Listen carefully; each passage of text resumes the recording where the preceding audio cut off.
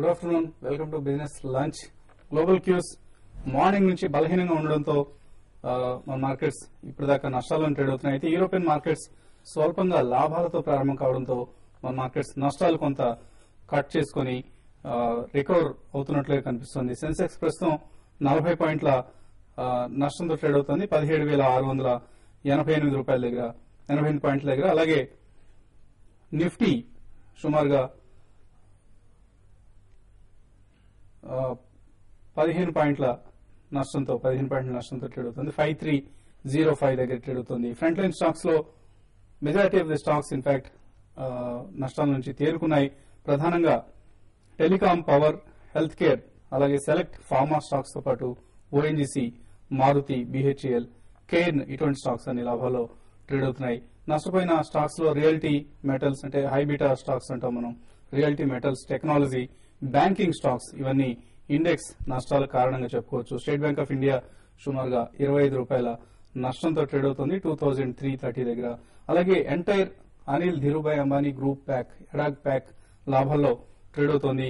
Reliance infra సుమారుగా 26 రూపాయల లాభంతో, ఆర్కామ్ అంటే రిలయన్స్ కమ్యూనికేషన్స్ 5 రూపాయల లాభంతో 193 దగ్గర. అలాగే రిలయన్స్ పవర్ 3.5 లాభంతో 170 రూపాయల పైన. రిలయన్స్ క్యాపిటల్ 18 రూపాయల లాభంతో 778 రూపాయల దగ్గర ట్రేడ్ అవుతున్నాయి. సో ఓవరాల్ గా ఇప్పుడే ఒక బ్రేకింగ్ న్యూస్ వస్తోంది. రిలయన్స్ ఇండస్ట్రీస్ అలాగే ఆర్ఎన్ఆర్ఎల్ ఈ రెండు సంస్థలు రివైజ్డ్ గ్యాస్ ఒప్పందం మీద సంతకాలు చేశాయన్న వార్తలు వస్తున్నాయి. సో దీని ప్రభావం ఈ రెండు స్టాక్స్ మీద ఉంటుంది. ఇవాళ ఇన్ఫాక్ట్ జూన్ 25న ఈ రెండు కంపెనీలు సైన్ చేస్తాయని అందరికీ తెలిసిందే. అయితే ఇప్పుడే సైన్ చేసినట్లుగా, రెండు సంతకాలు చేసినట్లుగా మనకు వార్తలు వస్తున్నాయి. సో దీని ఇంపాక్ట్ మనకు ఆర్ఎన్ఆర్ఎల్ స్టాక్ మీద అలాగే ఆర్ఐఎల్ స్టాక్ మీద కూడా కనిపిస్తోంది. ఆర్ఎన్ఆర్ఎల్ 3 రూపాయల లాభంతో ట్రేడ్ అవుతుంది. రిలయన్స్ ఇండస్ట్రీస్ కూడా మార్నింగ్ నుంచి ఇన్ఫాక్ట్ 5-6 రూపాయల నష్టంతో ట్రేడ్ అవుతున్న రిలయన్స్ ఇండస్ట్రీస్ స్టాక్ ప్రస్తుతం 1049 దగ్గర 2 రూపాయల 50 పైసల నష్టంతో ట్రేడ్ అవుతుంది. బహుశా మరికొద్దిసేపట్లో గ్రీన్ పాజిటివ్ గా కూడా ట్రేడ్ అయ్యే అవకాశాలు కనిపిస్తున్నాయి. దీనికి సంబంధించిన మరింత వివరాలు ఇంకా రావాల్సి ఉంది. అయితే దీని ఇంపాక్ట్ ఎలా ఉంటుంది అన్న అంశంపై మాట్లాడేందుకు, అలాగే మార్కెట్ విశేషాలు అందించేందుకు అనలిస్ట్ కుటుంబరావు గారు అలాగే సుందర్ గారు సిద్ధంగా ఉన్నారు. మరొక ఇంపార్టెంట్ మీటింగ్ కూడా ప్రస్తుతం నడుస్తోంది. ఈ గ్రూప్ ఆఫ్ మినిస్టర్స్ సమావేశం ప్రస్తుతం ప్రారంభమైంది. ఇంకా మమతా బెనర్జీ అటెండ్ కావాల్సింది మీటింగ్ కు. మిగిలిన మినిస్టర్స్ లో ఎక్కువ మంది మీటింగ్ కు వచ్చినట్లుగా తెలుస్తోంది.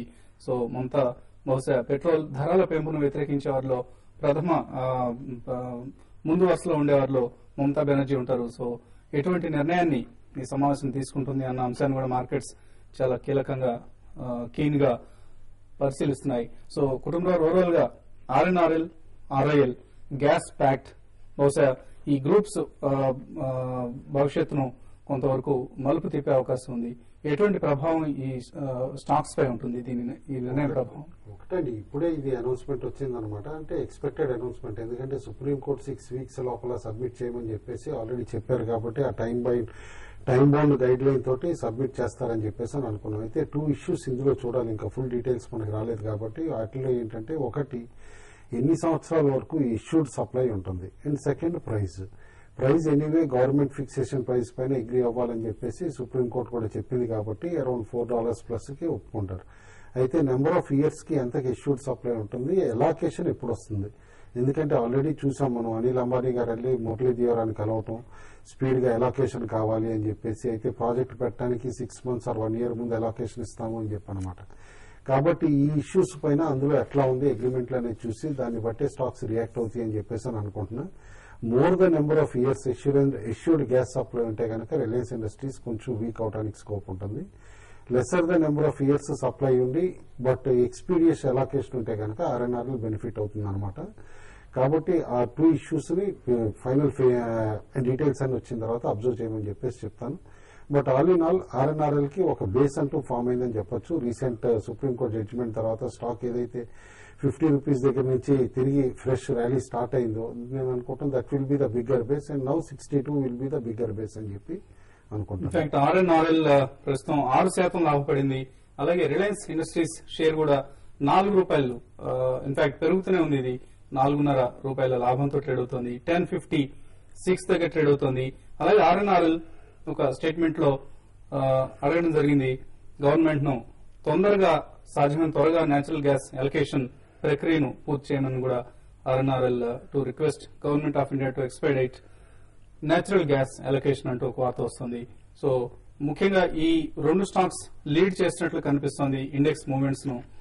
సెన్సెక్స్ నిఫ్టీ కూడా నష్టాల నుంచి బయటపడే ప్రయత్నం చేస్తున్నాయి. సో ఓవరాల్ గా ఇండెక్స్ లో పాజిటివ్ గా క్లోజ్ అయ్యే అవకాశాలు ఎంతవరకు ఉన్నాయి? డెఫినెట్ గా మార్కెట్ ఇప్పుడు ట్రెండ్ చూస్తే మటుకు చాలా స్ట్రెంత్ ఉన్నట్టు కనిపిస్తుంది. అంతేకాకుండా మార్కెట్ కూడా చాలా కీలకమైన రోజు అనమాట. లాస్ట్ 2 రోజులు చూసాం 5,300 స్థాయి దిగి మళ్ళీ దానిపైన క్లోజ్ అవడంతో ఈ 5,300 స్థాయి సపోర్ట్ తీసుకున్నట్టుగా అర్థమవుతుంది. ఇవాళ 3వ రోజు కూడా 5,300 పైన నిలబడుతుంది. ఈ స్థాయి పైన నిలబడితే కనుక డెఫినెట్ గా మార్కెట్ ఫర్దర్ అప్ ట్రెండ్ లోకి వెళ్లే అవకాశం కనిపిస్తుంది. అలాగే రిలయన్స్ చూస్తే కనుక 1050 దగ్గర 3 రోజులుగా సపోర్ట్ తీసుకుంటుంది అనమాట. ఇవాళ కూడా 50 పైన కనుక నిలబడితే కనుక డెఫినెట్ గా రిలయన్స్ ఇండస్ట్రీస్ కూడా డెఫినెట్ గా పాజిటివ్. అలాగే ఇవాళ చాలా కీలకమైన రోజు ఏంటంటే పెట్రోల్ ప్రైసెస్ పెంచాలా వద్దా అనే మీటింగ్ కాసేపట్లో జరగబోతుంది. పెంచితే మటుకు కొంచెం మార్కెట్ నెగిటివ్ గా తీసుకునే అవకాశం ఉంది. పెంచకపోతే అట్లీస్ట్ చాలా మార్జినల్ గా పెంచితే కనుక డెఫినెట్ గా మార్కెట్ ఇది కూడా పాజిటివ్ గా తీసుకునే అవకాశం కనిపిస్తుంది. మార్కెట్ కనుక 5300 పైన నిలబడితే కనుక నా ఉద్దేశంలో ఫర్దర్ అప్ ట్రెండ్ లోనే వచ్చే అవకాశం కనిపిస్తుంది. సో ఓవరాల్ గా ఆల్ రిలయన్స్ ప్యాక్ లాభాల్లో ట్రేడ్ అవుతుంది. రిలయన్స్ ఇన్ఫ్రా ₹1190 దగ్గర ట్రేడ్ అవుతుంది. అలాగే రిలయన్స్ ఇండస్ట్రీస్ 1055, ఆర్కామ్ ₹192 దగ్గర, రిలయన్స్ క్యాపిటల్ 779 దగ్గర, అలాగే రిలయన్స్ పవర్ కూడా 171 దగ్గర ట్రేడ్ అవుతున్నాయి. ప్రస్తుతం కొంతమంది కాలర్స్ టెలిఫోన్ లైన్ లో సిద్ధంగా ఉన్నారు. లత బెంగళూరు నుంచి లైన్ లో ఉన్నారు. లత గారు గుడ్ ఆఫ్టర్నూన్. లత గారు చెప్పండి. నమస్తే అండి. నమస్తే అండి. ఆర్కాము 360 లో బై చేస్తాను. ఇప్పుడు హోల్డర్ వచ్చింది 1 year అయిపోయింది. 1 year అయిపోయింది. అవునండి. మీరు ఇదివరకు కూడా ఇదే ప్రశ్న అడిగారండి. ఐ థింక్ ఆఫ్టర్నూన్ షో అప్పుడు చెప్పాం 160 to 163 ఉంటే ఒకసారి యావరేజ్ చేయండి. ఈ ర్యాలీలో 230 to 240 వరకు వెళ్ళొచ్చు, అక్కడ ఎగ్జిట్ అవ్వచ్చు అని చెప్పేసాను అనమాట. బేసికల్లీ స్టాక్ అయితే ఇప్పుడు న్యూ అప్ ట్రెండ్ లోకి వచ్చింది, ఇంటర్మీడియట్ అప్ ట్రెండ్ కనమాట. యాజ్ లాంగ్ యాజ్ 180 పైన స్టే అవుతున్న కాలం ఈ అప్ ట్రెండ్ మెయింటైన్ అవుతుంది. వాళ్ళు ఆల్రెడీ 190 to 193 దగ్గర ట్రేడ్ అవుతుంది. ఇన్ ఆల్ ప్రాబిలిటీ స్టాక్ కనుక ఈ up trend continue, Reliance Infratel demerger అన్ని కూడా స్మూత్ గా అయిపోయి వాల్యూ అన్లాక్ అయ్యి స్ట్రాటజిక్ ప్లేస్మెంట్ ఏదైతే 26% అన్నారో అది కూడా అయితే కనుక stock 220 to 230 levels in short term వస్తుంది. మీరు ఇప్పటికైనా సరే షార్ప్ డిక్లైన్ వచ్చినప్పుడు ఒకసారి యావరేజ్ చేసుకోండి. చేసుకున్న తర్వాత క్లోజర్ టు 240 ఎగ్జిట్ అవ్వచ్చు. ఓకే అండి. నెక్స్ట్ కాలర్ శ్రీనివాసులు కందుకూరు నుంచి ఉన్నారు. శ్రీనివాసులు గారు good afternoon sir. Good afternoon అండి. గుడ్ ఆఫ్టర్నూన్ కుటుంబరావు గారు. గుడ్ ఆఫ్టర్నూన్ అండి. సార్ డిష్ టీవీ ₹39 లో కొన్నాము, అదాని పవర్ 110 లో కొన్నాము. ఒక 6 months టార్గెట్ ఇంకా కొంచెం క్వాంటిటీ తీసుకుందాం అనుకుంటాము. దాని మీద మీకు విశ్లేషణ ఒకటే డిష్ టీవీ మీ రిజల్ట్స్ చూసే ఉంటారు. Q4 లో లాస్ సిగ్నిఫికెంట్ గా తగ్గించుకోగలిగింది అనమాట. అండ్ వ్యూవర్షిప్ కూడా పెరిగింది, అలాగే నెంబర్ ఆఫ్ సబ్స్క్రైబర్స్. దాన్ని బట్టి చూస్తా ఉంటే స్టాక్ డెఫినెట్లీ రీబౌండ్ అవుతుందని చెప్పి అనుకున్నాం. దాన్ని బట్టి రీబౌండ్ కూడా అయిందనమాట స్టాక్ ఇప్పుడు. అయితే ఈ లాస్ట్ 1 week 10 days పెర్ఫార్మెన్స్ చూస్తే మాత్రం ఎక్స్ట్రీమ్లీ హార్ట్నింగ్ ఉందన్నమాట. ఆల్రెడీ 45 పైన కూడా ట్రేడ్ అవటం మొదలైంది స్టాక్. మీరు stop loss, trailing stop loss ఈసారి మాత్రం 42 పెట్టుకోవాలన్నమాట. 46 పైన ఒకసారి క్లోజ్ అయితే కనుక అనూహ్యంగా 54 వరకు కూడా జంప్ అయ్యే స్కోప్ ఉందన్నమాట స్టాక్. కాబట్టి ఈ ట్రేడింగ్ లెవెల్స్ మాత్రం డెఫినెట్లీ చూడండి. అదాని పవర్ మాత్రం యాజ్ ఆఫ్ నో హోల్డ్ చేయండి. ఎందుకంటే next announcement of execution of project అనమాట. అంటే పార్షియల్ కమిషనింగ్ ఆఫ్ ఇలా పవర్ ప్రాజెక్ట్ మహారాష్ట్రలో ఏదైతే ఉందో అది సెప్టెంబర్ అనమాట. కాబట్టి సెప్టెంబర్ లో మేజర్ అప్ మూవ్ రావచ్చండి స్టాక్ లో. ఓకే అండి. అలాగే సెన్సెక్స్ 44 పాయింట్ల నష్టంతో, నిఫ్టీ 16 పాయింట్ల నష్టంతో ట్రేడ్ అవుతున్నాయి. బహుశా కొంత ఈ రిలయన్స్ న్యాచురల్ రిసోర్సెస్ అలాగే రిలయన్స్ ఇండస్ట్రీస్ మధ్య కుదిరిన ఒప్పందం మార్కెట్ ను సడన్ గా ఒక షాక్ లాంటిది, షాక్ గురైనట్లుగా మార్కెట్ కనిపించింది.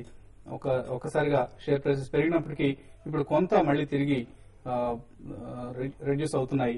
బహుశా ట్రేడింగ్ ముగిసే సమయానికి పూర్తి వివరాలు అంది దీనికి సంబంధించిన పూర్తి పరిణామాన్ని మార్కెట్ జీర్ణం చేసుకునే అవకాశం ఉంది. ఇప్పుడు ఒక షార్ట్ బ్రేక్ తీసుకుందాం.